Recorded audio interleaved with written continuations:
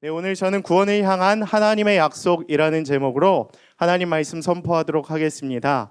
드디어 사경회를 한 달간 저희가 진행한 거 잘 마치고 부활절이 지난 첫 주일 또 제가 오랜만에 여러분들 앞에 섭니다. 여러분 삶에서 또 브레이크 스루 하고 계시나요? 많이 돌파가 되셨나요? 예, 이런 반응을 원했던 게 아닌데 계속해서 돌파하고 계시는 줄로 믿습니다. 아멘. 저는 브레이크 스루 저도 하고 있는데 또 여러분들의 삶 가운데 놓여진 이 한계들, 장벽들이 많잖아요. 한순간에 절대 뚫어지지는 않을 거예요. 한순간에 우리가 단번에 뛰어넘을 수는 없을지라도 이번 이 말씀 사경회를 계기로 계속해서 말씀을 우리의 삶에 다지고 또 우리의 삶의 목표로 삼고 나아간다면 마침내 우리 가운데 놓여진 그 한계와 장벽들과 모든 어려움들을 우리가 뛰어넘게 될 줄로 믿습니다. 여러분 한번 돌파해 보십시오. 하나님의 말씀을 붙들고 한번 돌파하면 그 다음은 더 쉬워질 것이에요. 한번 돌파하기가 어려워서 그렇지 말씀이 내 삶 가운데서 이루어지는 것을 보면 그 말씀의 능력을 더 사모하게 될 것이에요. 왜 우리 가운데 그러한 사모함이 없느냐? 돌파에 대한 경험이 없기 때문이죠. 말씀이 내 삶 가운데서 정말 이루어지는 것을 내가 직접 경험하지 못했기 때문에 하나님의 능력을 경험하지 못했던 것이죠. 그런데 이 이후에 우리가 말씀을 붙들고 한번 나아가 보십시오. 그럼 말씀의 능력을 경험한 여러분의 삶은 분명히 달라질 것이에요. 오늘부터 우리가 함께 보는 출애굽기의 말씀이 그러합니다. 말씀을 붙들고 하나님의 능력을 붙들고 나아가는 이스라엘 백성들이 이 말씀을 사모하며 나아갈 때에 말씀대로 이루어지는 것들을 보잖아요. 그 가운데 믿음이 생기고 믿음이 자라고 마침내 브레이크 스루에서 여호수아의 말씀처럼 가나안 땅에 입성하고 승리를 쟁취하는 말씀의 성취를 경험하게 되는 것입니다. 저는 이번 한 달 동안에 저와 여러분들의 삶 가운데에도 그러한 돌파와 그러한 말씀의 성취가 이루어지게 될 줄로 믿습니다. 여러분 말씀을 사모하십시오. 말씀의 능력을 기대하십시오. 그 말씀이 나의 능력이 됨을 사모할 때에 주님께서 여러분의 말씀에 능력을 부어주실 줄 믿습니다. 지금 나의 현실은 초라하지만 지금 나의 현실은 매우 힘들지만 말씀을 사모하며 나아갈 때에 그 말씀이 능력이 될 줄로 믿습니다. 이번 한 달은 우리가 출애굽기 말씀을 나눌 거예요. 여러분들 엔간에서는 출애굽기 한 번 정도는 그래도 읽어보셨죠? 창세기 출애굽기까지는 많이 갔을 거예요. 레위기부터가 좀 어렵지. 혹은 출애굽기 한 14장 홍해 사건까지는 대충 우리가 내용을 알죠. 출애굽기의 주제는 무엇이죠? 괜찮습니다. 세 가지로 요약을 할 수 있어요. 세 가지. 제가 어제 리더십들에게는 이제 영상을 하나 보내드렸는데 딱 세 가지입니다. 첫 번째는 무엇이냐? 구원이에요. 구원. 우리 기독교 교리 중에 가장 중요한 교리 중에 하나인 구원이에요. 구원이란 무엇이죠? 죄로부터 우리를 끄집어내주는 것. 죄로부터 우리를 사함받게 해주시고 우리를 죄를 사하여 주시는 그러한 구원의 구속사적 행위. 그것이 구원의 놀라운 사건인데 이 구원의 가장 대표적인 사건이 무엇이냐? 출애굽 사건이에요. 출애굽 사건. 출애굽을 시켜주는 하나님의 그 역사하심으로 말미암아 모든 인류를 내가 죄로부터 구원하겠다고 하나님께서 증거해 주시는 게 출애굽기의 주제 중에 하나인 것이에요. 그것이 구원입니다. 두 번째는 무엇이냐? 율법이에요. 율법. 구원한 백성들에게 법을 주세요. 이제 어떻게 살아가기를 원한다. 이런 지정을 해주시는 율법을 주시고요. 세 번째로 율법을 주신 이후에 무엇을 주셔야겠습니까? 예배할 처소를 주세요. 그래서 성막을 짓게 하십니다. 성막. 출애굽기 31장 이후에 성막을 짓고 성막을 지은 이후에는 무엇을 해야겠어요? 그럼 여러분 예배당 지으면 우리가 무엇을 하죠? 예배당에서 예배를 드리죠. 그래서 레위기부터는 예배, 제사법에 대해서 가르쳐주고 있는 것입니다. 모세오경의 순서가 이렇게 진행이 되는 거예요. 근데 오늘은 그 중에서도 가장 중요한 사건 중에 하나인 구원에 대해서 우리가 함께 나누고자 합니다. 구원을 향한 하나님의 약속은 과연 무엇일지 우리가 함께 말씀을 통해 나누기를 원합니다. 출애굽기의 뜻은 이제 엑소도스라고 하죠. 탈출이에요. 말 그대로 탈출. 그래서 어떤 분들은 이제 출애굽이라고도 하고 출이집트기라고도 합니다. 이집트의 노예로 있었던 이스라엘 백성들을 탈출시켜주는 그 하나님의 역사로 말미암아 모든 백성을 죄로부터 끄집어내주고 탈출시키는 하나님의 역사를 보여주시겠다 증거하는 사건이 바로 출애굽기라는 것입니다. 저는 이 사건을 통해서 우리가 많은 것들을 나누기를 원하는데 오늘 그 첫 번째 메시지는 무엇이냐 하면 바로 여백과 빈칸의 차이라는 것이에요. 여백과 빈칸의 차이. 여러분, 여백과 빈칸의 차이는 무엇인지 아십니까? 혹시 빈칸이라는 단어와 여백의 차이. 어떤 단어가 조금 더 그럴듯하죠? 여백이죠, 여백. 빈칸은 그냥 뭔가 없는 느낌이고, 여백은 뭔가 그 가운데 심오한 느낌, 메시지가 담겨져 있을 것만 같은 단어죠. 여러분, 성경에 보면은 공백기가 2번이 나옵니다. 크게.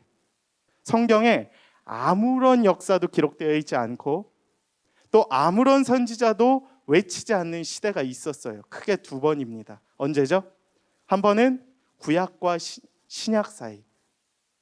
그래서 이걸 신구약 중간사라고 합니다. 말라기 이 선지자가 구약에서 말을 마치고 400여 년 동안 공백기가 이루어져요. 그리고 누가 오시죠? 예수님이 오시지 않습니까?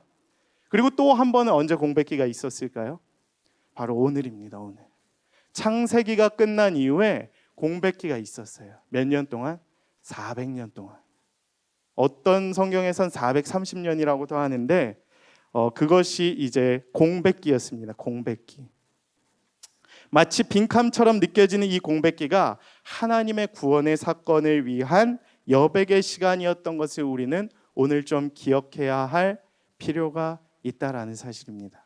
우리 김관성 목사님께서 설교해 주셨잖아요. 누구의 인생이 위대했다? 야곱의 위대한 인생을 설명해 주시고 요셉이 태어나서 요셉과 재회를 하고 요셉이 죽은 이후에 오늘 이 사건이 처음으로 등장을 하는 거예요. 그 기간이 근데 400년이었어요.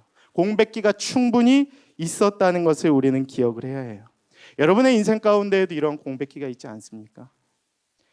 왠지 하나님이 나에 대해서 아무런 이야기도 해주지 않는 것만 같은 그 순간들. 오늘 성경이 그것을 이야기해주고 있거든요. 사실 오늘 성경 본문만 보면 스토리는 별로 없어요. 근데 제가 이 본문을 선택한 이유는 무엇이냐 하면 그 공백과 그 여백 가운데 주는 하나님의 메시지가 우리에게 반드시 있기 때문입니다. 공백 가운데에서도 주님은 일하고 계시는 것이에요. 우리는 얘기하지 않습니까?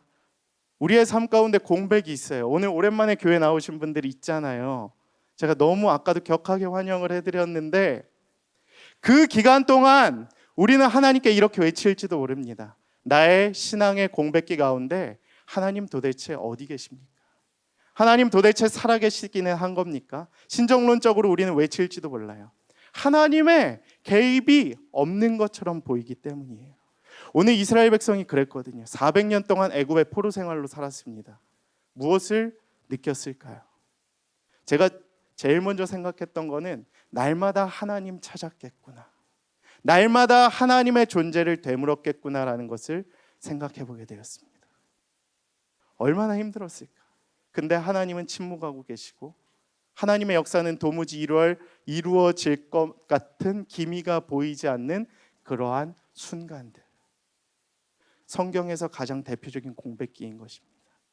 여러분의 삶 가운데에도 그러한 영적 공백이 있을 수도 있습니다. 특별히 청년의 때에는 좀처럼 결과가 이루어지지 않는 시기잖아요. 그렇죠?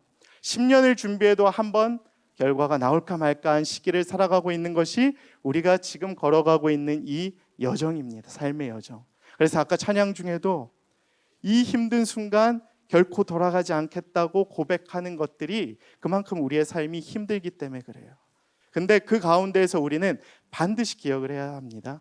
하나님은 공백 가운데에서도 여백의 미를 채우기 위해 일하고 계신다는 것을. 빈칸은 그냥 비워두면 아무것도 아니에요. 그러나 여백은 하나님께서 예비해 두신 것이기 때문에 그 비워놓은 그 곳 공간조차도 하나님께서 예비해 두신 주님의 역사가 있다는 것을 우리는 기억해야 할 필요가 있는 것입니다. 여러분의 삶 가운데에도 영적인 공백이 있습니까? 그 가운데에서 하나님께서 여러분의 삶에 기도를 들어주시지 않기 때문에 우리가 혹시 하나님의 존재를 두고 원망하고 있지는 않습니까? 오늘 이 말씀을 우리가 함께 접하면서 이스라엘 백성의 이러한 모습을 보며 하나님의 존재를 다시 한번 깨달으실 수 있는 여러분의 삶이 될 수 있게 되기를 원합니다. 여러분, 두 공백기에 공통점이 있었어요. 이 구약에 나타나는 이 시기의 공백기와 구약과 신약 사이에 이루어졌던 그 신구약 중간사에 공통점이 있었습니다. 두 개 다 한 400년쯤이었는데 얼마나 힘들었겠습니까? 하나님의 존재도 없고 선지자도 없고 역사적 기록도 없고. 근데 공통점이 있었다면 그것은 무엇이냐? 400년 후에 때가 찾아 하나님의 역사가 임하자 선지자가 왔다는 거예요. 새로운 일이 이루어지기 시작했습니다. 보라 내가 새 일을 행하리라 하신 주님의 약속이 이루어진 것입니다. 그 증거는 무엇이냐? 바로 구약 시대에는 모세의 출생이죠. 그리고 신약 그 중간사에는 누가 오셨습니까? 세례 요한 이후에 예수님께서 오신 것입니다. 바로 준비되는 시간이었던 거예요. 400년 동안 내가 너희를 준비하겠다. 400년 동안 내가 공백기처럼 보이지만 여전히 너희 가운데서 일하고 있고 때가 차면 너희를 인도하겠다고 약속해주고 계신 거예요. 우리는 그 사실을 믿어야 합니다. 우리가 말씀을 이렇게 되새기고 말씀을 붙잡고 나아가는 이유는 무엇이냐? 말씀이 내 삶 가운데에서 언약으로 이루어지는 것들을 경험하기 위해서예요. 출애굽기 13장 17절에 보면 이러한 말씀이 기록되어 있습니다. 함께 좀 봉독하기를 원하는데요. 출애굽기 13장 17절입니다. 봉독하겠습니다. 시작. 바로가 백성을 보낸 후에 블레셋 사람의 땅의 길은 가까울지라도 하나님이 그들을 그 길로 인도하지 아니하셨으니 이는 하나님이 말씀하시기를 이 백성이 전쟁을 하게 되면 마음을 돌이켜 애굽으로 돌아갈까 하셨음이라. 아멘. 전 여기에도 하나님의 마음이 담겨져 있다라고 봅니다. 이 백성이 전쟁을 하게 되면 마음을 돌이켜 애굽으로 돌아갈까 하셨습니다. 그러니까 준비되지 아니한 백성에게는 하나님의 역사를 보여주지 않는다는 사실을 출애굽기를 통해서 계속해서 가르쳐주고 계신 거예요. 그러니까 여러분은 이 공백기 동안에 무엇을 해야 하냐 하면 하나님의 존재를 믿고 신뢰하되 내가 준비될 때까지 기도하며 기다려야 하는 훈련의 여정이 필요한 것을 믿으셔야 합니다. 그것을 믿고 견디는 게 신앙인이에요. 눈에 보이지는 않지만 정말 내 삶이 지금 힘들지만 앞이 캄캄하지만 하나님의 언약의 약속이 이루어질 것들을 믿으며 하나님이 나의 이 어두운 여정 가운데에서 여전히 일하고 계심을 신뢰하면서 그리고 내 삶 군데군데서 내가 나아가는 이 여정길 가운데 하나님의 말씀이 성취되어감을 내가 현장 가운데에서 바라보면서 뚫고 이겨나가는 것이 우리의 신앙인 것입니다. 하나님은 준비된 자들에게는 반드시 때를 열어주실 것이기 때문이에요. 그래서 공백기라 할지라도 빈칸이 아닌 것을 여러분들이 기억하실 수 있게 되기를 축복합니다. 하나님께서 여백을 남겨두셨구나. 이 여백의 기간 동안에 나를 준비시키고 계시구나. 왜냐하면 하나님께서는 절대적으로 준비된 시간에 여러분들을 이끌어 가실 것이기 때문입니다. 여러분 그 사실을 믿으실 수 있게 되기를 축복해요. 앞으로 여러분들이 한 걸음 한 걸음 삶의 여정을 나아가잖아요. 내가 어떠한 길을 나아갈지 우리는 알지 못하지만 내가 직업을 선택하는 일도 그렇고 내가 누구를 만나는 일도 그렇고 내가 가정을 이루게 될 일도 그렇고 내가 어떠한 새로운 공동체를 만나게 될 일도 다 주님의 인도하심 가운데 있다는 것을 우리가 믿고 나아가야 합니다. 주님께서 여러분의 삶을 반드시 가장 좋은 길로 인도하실 것이기 때문입니다. 그렇기 때문에 오늘 본문의 말씀과 같이 조금 어두운 시절이 있을지라도 400년이었잖아요. 얼마나 길었어요. 세대가 아예 싸그리 다 바뀌는 그 기간을 견딘 거예요. 민족 자체가. 우리의 삶도 충분히 그럴 수 있어요. 예수님은 3년을 위해서 30년을 참으셨죠. 모세도 40년을 쓰임받기 위해 80년을 기다리고 훈련받고 돌아왔습니다. 여러분의 인생이 혹시 그렇게 될지도 몰라요. 나중에 30세 이후부터 쓰임 받으려고 30년을 주님이 여러분을 훈련시키실지도 몰라요. 혹은 그 이상이 될지도 모릅니다. 그렇기 때문에 이 청년의 때를 더욱 잘 기다려야 하는 것이에요. 말씀으로, 말씀을 신뢰하면서, 그리고 그 말씀이 내 삶 가운데 이루어질 것들을 기대하면서. 출애굽기의 말씀은 창세기에 약속하셨던 언약의 말씀들이 우리 가운데 이루어지는, 그것이 하나님의 능력으로 보여지는 장이기 때문입니다. 그래서 여러분들, 하나님께서 여러분에게 주셨던 그 마음들, 그 언약들을 기억하면서 이번 한 달 동안 또 앞으로 내 삶에 역사하실 그 하나님의 말씀을 의지하면서 살아가실 수 있는 저와 여러분들의 삶이 될 수 있게 되기를 간절히 축복합니다. 두 번째 메시지는 무엇이냐 하면 바로 다음과 같은데요. 생명이 섬겨지면 번성한다. 저를 한번 따라해 주시겠습니까? 생명이 심겨지면 번성하게 됩니다. 예, 전혀 생명력이 없는 그런 목소리였지만 생명이라는 거예요. 생명. 여러분, 교회 공동체에 있어서 가장 중요한 단어가 있다면, 가치관이 있다면, 영성이 있다면 바로 생명인 것이에요. 제가 새가족들을 많이 보잖아요. 새가족들이 교회를 선택하는 이유가 여러 가지가 있어요. 뭐 목사님의 설교가 너무 좋아서 일 수도 있고, 대부분 그렇겠죠. 예, 근데 뭐 관계 때문에 오는 친구들도 있고, 근데 어떤 청년들은 생명력을 꼽습니다. 이 공동체 딱 보면 느낌 오잖아요. 그렇죠? 청년들이 얼마나 눈치가 빠릅니까? 얼마나 이렇게 딱 감각적으로 센시티브합니까? 딱 보면 알아요. 이 공동체가 생명력이 있는지 아니면 그냥 죽어가는 진짜 생명력이 없는 공동체인지. 저는 우리 공동체가 생명력이 있는 생명 공동체가 될 수 있게 되기를 축복합니다. 근데 이것이 여러 가지 의미가 있어요. 그냥 뭐 열정적이고 역동적인 의미로서의 생명력도 물론 맞지만, 오늘 이 말씀에서 가르쳐주고 있는 생명은 다음과 같습니다. 오늘 본문 말씀 7절과 12절 말씀인데요. 함께 봉독하겠습니다. 시작. 이스라엘 자손은 생육하고 불어나 번성하고 매우 강하여 온 땅에 가득하게 되었더라. 아멘. 12절 말씀입니다. 12절 말씀. 그러나 학대를 받을수록 더욱 번성하여 퍼져나가니 애굽 사람이 이스라엘 자손으로 말미암아 근심하여. 아멘. 이스라엘 백성이 계속해서 생명이 번식되는 거예요. 번성하고 있는 거예요. 하나님이 은혜를 주셔서 그들에게 생명이 심겨지자 계속해서 번성을 해가는 거예요. 학대가 심해지면 심해질수록 생명이 더욱더 번성해 나가는 거예요.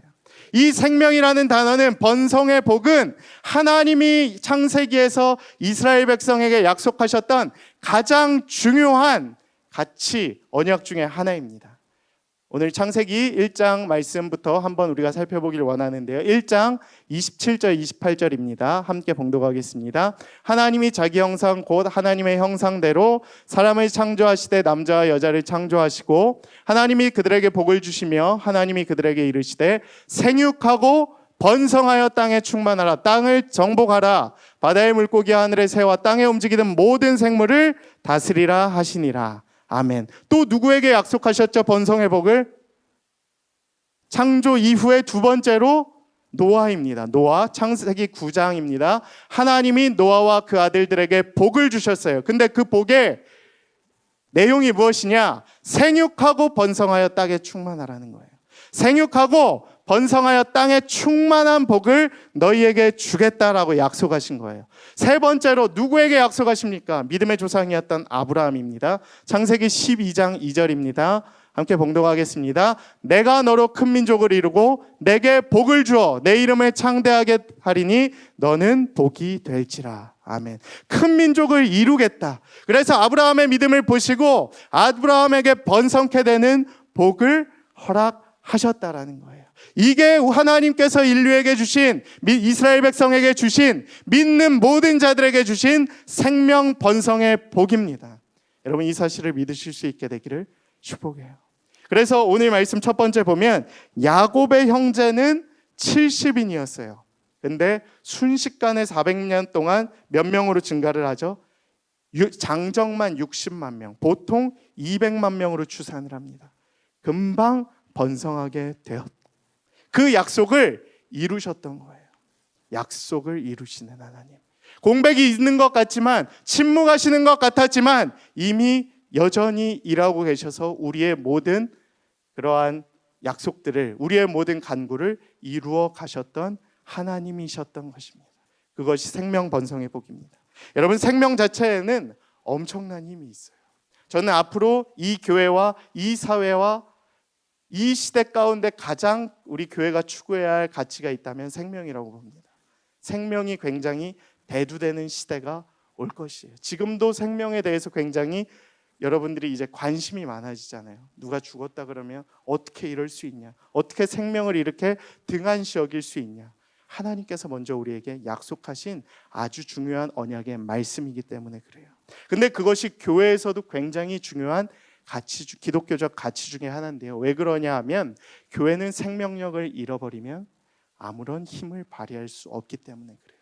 예수님께서도 우리에게 생명을 주시기 위해 십자가에 달려 죽으시고 부활하셨고, 또 이 교회에서도 수많은 생명이 가르쳐지는데 그 생명 자체의 능력이 무엇으로 이루어지냐? 바로 생명이 심겨지고 번영하고 부흥하는 영적인 힘이 이 교회 가운데에도 있다는 것을 우리에게 가르쳐주고 계시는 것이에요. 그래서 교회에서 가장 추구해야 할 가치가 있다면 무엇이냐? 선교와 전도예요. 선교와 전도.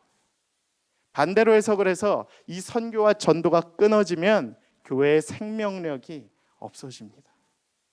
여러분, 우리 교회 공동체에 새 가족들이 계속 오잖아요. 그렇죠? 지난 제가 온 3년 동안 50여 명의 새 가족들이 왔을 거예요. 그렇죠?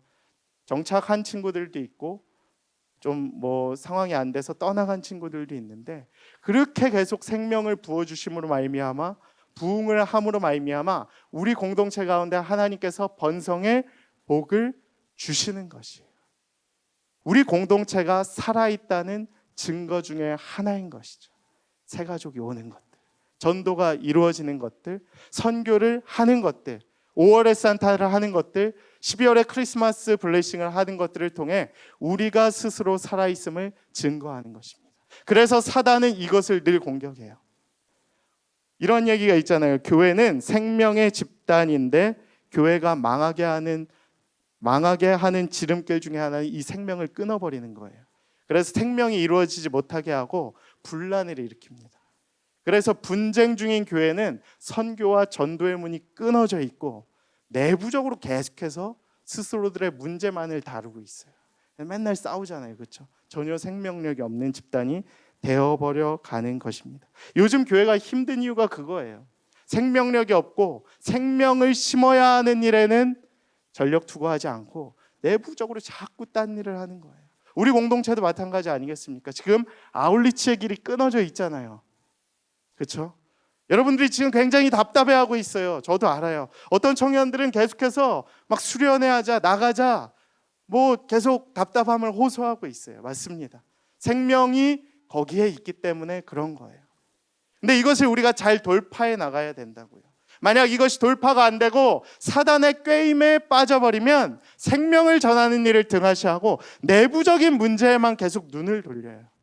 그래서 자꾸 생명 전하는 일을 등한시하고 순모임하는 일을 등한시하고 선교하는 일을 등한시하고 계속 내부적인 일을 가지고 그냥 일을 쑤시고 분쟁을 일으키고 사단의 꾀임에 넘어가고, 그럼 생명을 잃어가는 거죠.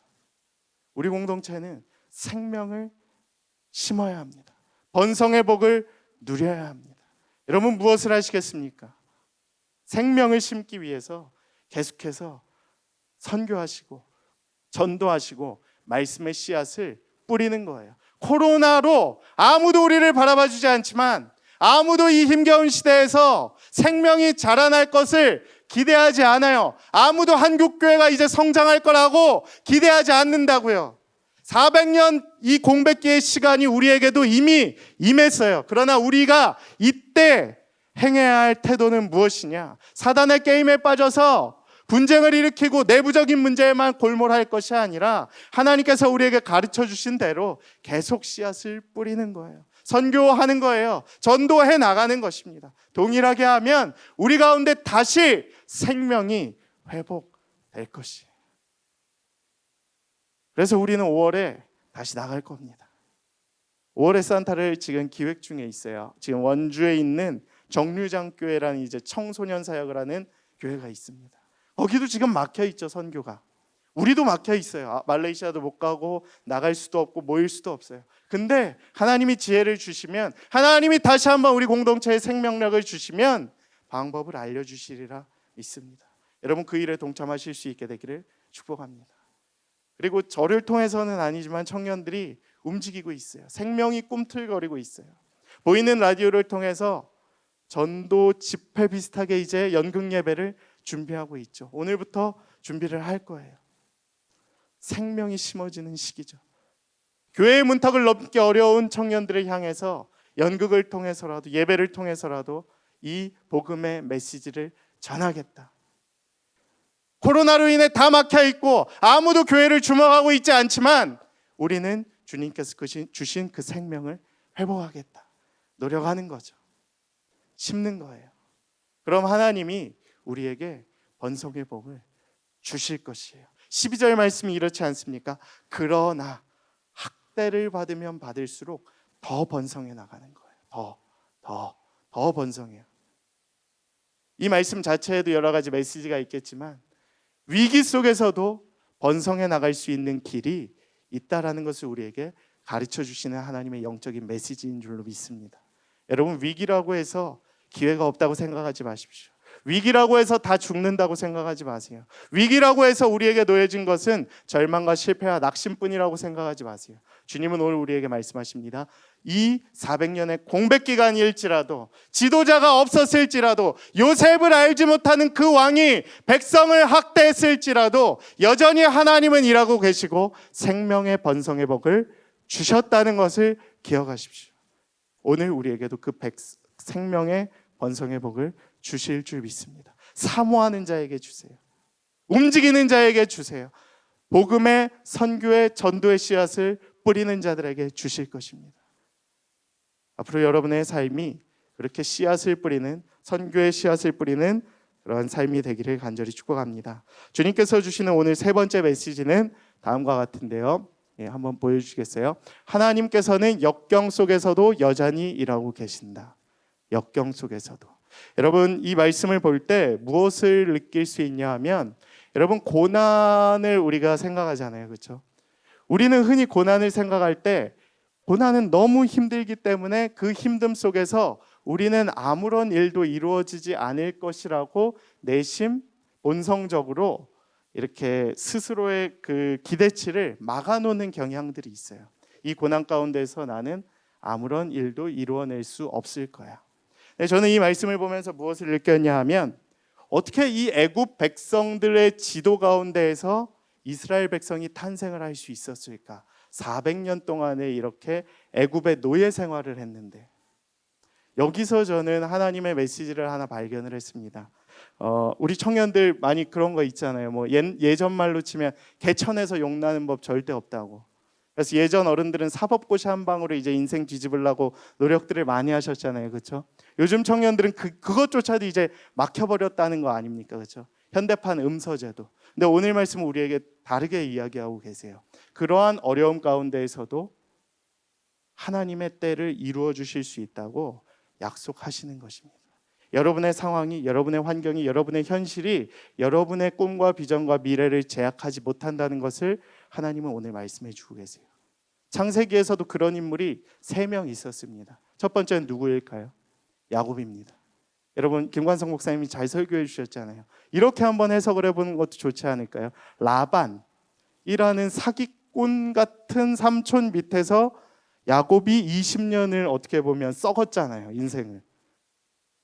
무슨 야곱이 대단한 인물이 될 수 있었겠습니까? 그렇죠? 도망자였죠. 사기꾼 삼촌 밑에서 20년 지냈죠. 근데 그의 인생이 어떻게 그렇게 대단해질 수 있었을까? 요셉을 바라보십시오. 요셉의 인생은 더하지 않았습니까? 형들에게 버림받았죠. 죽을 뻔했죠. 감옥 보디발 안에 뿌리쳤는데 또 재수없게 걸려가지고 감옥 들어갔죠. 감옥에서도 일이 있었는데 한번 이렇게 역전할 기회가 있었는데 응답이 없었죠. 얼마나 힘들었겠습니까? 수십 년을 그렇게 살았던 것이에요. 수십 년을 그런 제약 속에서 살았던 것이에요. 이스라엘 백성을 보십시오. 400년을 침묵하셨습니다. 하나님. 400년 동안 아무런 일도 없었어요. 요셉 때문에 뭔가 잘 풀릴 것 같은 그 민족의 인생들이 400년 동안 노예 생활을 했습니다. 얼마나 힘들었겠습니까? 내심 그랬겠죠. 아브라함에게 약속하셨던 뭐 창세기 12장에서 그 뭐 복이 되고 뭐 그런 이야기들, 웃기지 마. 하나님이 어디 있어? 그냥 애굽에 붙어 살래. 그냥 이번 생 종쳤어. 대충 살다 갈래. 이렇게 이야기하지 않았을까요? 그러나 하나님은 그 가운데에서도 이루셨다라는 사실을 오늘 우리에게 가르쳐 주고 있어요. 전혀 환경으로 보면 아무런 일도 이루어지지 않을 것 같은 인생들, 야곱이 그랬고 요셉이 그랬고 이스라엘 백성들이 그랬습니다. 환경이 인생을 완전히 지배하지 못한다라는 거예요. 하나님은 오늘 성경을 통해 우리에게 그 메시지를 가르쳐 주고 계신 것입니다. 그 힘든 너의 상황 가운데에서도 내가 너를 선택해서 들었으면 너의 환경을 뛰어넘는 은혜를 내가 보여주겠다고 약속을 하고 계시는 거예요. 저도 현실을 바라보면, 청년들을 위해 기도하다 보면, 사회의 이 기사들을 보다 보면 전혀 희망적이지 않아요. 전혀 희망적이지 않아요. 네버. 진짜 막 분노가 많이 일어나고, 어떻게 이럴 수 있니? 이번 LH 사건도 그렇잖아요. 막 화가 여기까지, 막 제일이기도 하지만 화가 여기까지 막 일어나고, 이 청년들한테 이걸 어떻게 해야 될지 막 청년들하고 이야기하다 보면 답이 안 나오고 어떻게 해석해야 될지 모르지만, 어찌됐든 이 시대를 향해서도 하나님은 성경적으로 우리에게 동일하게 이야기하고 계신다는 거예요. 그 위기 속에서도 여전히 예비하고 계시고 일하실 것이다라는 약속의 말씀. 여러분, 약속이라는 것은 이루어질 때까지 믿는 거예요. 이루어질 때까지. 그러니까 우리가 말씀을 신뢰하고 교회를 다니는 이유는 무엇이에요? 이 약속의 말씀이 내 삶 가운데에서, 내 삶의 현장 가운데에서 이루어질 것을 믿기 때문에 내가 그걸 믿고 나가는 것 아니겠습니까? 이루어질 것들을 믿는 거잖아요. 그래서 순모임도 해서 순모임 가운데에서도 말씀으로 위로하고 권면하고 기도해 주므로 그 말씀이 이루어질 것을 믿기 때문에 우리가 모이는 거 아니겠습니까? 그렇기 때문에 어려움 속에서도 어렵지만 믿는 거예요. 그냥 나아가는 거예요. 저는 좀 좋은 단어는 아니지만 존버란 단어를 굉장히 좋아해요. 좀 이렇게 비속어가 좀 섞여 있지만 건버라고도 할 수 있죠. 버티는 거예요. 그냥 믿고 나아가는 거예요. 신앙이란 그런 거죠. 말씀을 믿고 나아가는 거. 말씀을 믿고 버티는 거예요. 그래서 수많은 목회자, 믿음의 선배들 보면 힘든데 버티는 거예요. 예수님 보면 우리 십자가 고난의 주간 묵상했잖아요. 힘든데, 치욕스러운데, 수치스러운데, 어렵고 아프고 배고픈데 견디는 거라고요. 신앙이 그런 거 아니겠습니까? 400년을 힘들었지만 잘 기다렸더니 하나님의 약속의 때가 이르자 보여주시는 것이에요. 야곱의 인생을 통해서도 그랬고, 요셉의 인생을 통해서도 그랬고, 이스라엘 백성 전체의 삶을 통해서도 그렇게 하셨던 것입니다. 저는 그 하나님이, 그 약속을 이루시는 하나님이, 그 여전히 일하고 계시는 하나님께서 그분들에게만 임하실 것이라고 절대 생각하지 않아요. 오늘 이 시대를 살아가고 있는 여러분들에게, 그 어려움을 더한 힘든 상황을 겪고 있는 바로 믿음의 청년인 당신에게 오늘 임하실 것이에요. 그리고 여러분에게 약속하실 것이고, 여러분에게 말씀으로 보여주실 것이고, 각각 때는 다르겠지만 그 말씀을 분명히 이루어 주시고, 그 이루어 주시는 약속을 여러분의 눈앞에서, 삶 속에서 보여주실 것입니다. 여러분, 그 말씀을 의지하며 나아가실 수 있게 되기를 축복해요. 이번 한 달 동안, 이번 1년 동안, 올 한 해 동안 새 일을 해 나가시는 하나님의 능력, 그 말씀이 이루어지게 되는 그 한 해 눈앞에서 목격하실 수 있게 되기를 축복합니다. 말씀을 믿고 의지하며 나아갈 때에 순모임을 하며 함께 기도의 모임을 가지며 그 말씀 우리 한번 잘 견뎌보자. 올 한 해 너에게 주시는 이 말씀을 통해 하나님 반드시 이루실 것이야 권면하는 그 와중에 주님께서 뜻하지 않은 그때에 하나님의 방법대로, 말씀의 능력대로 여러분에게 반드시 약속을 성취해 나가시고 일으켜 주실 줄 믿습니다. 우리 함께 이 시간 그 말씀을 기억하며 함께 찬양하며 나아가기를 원합니다.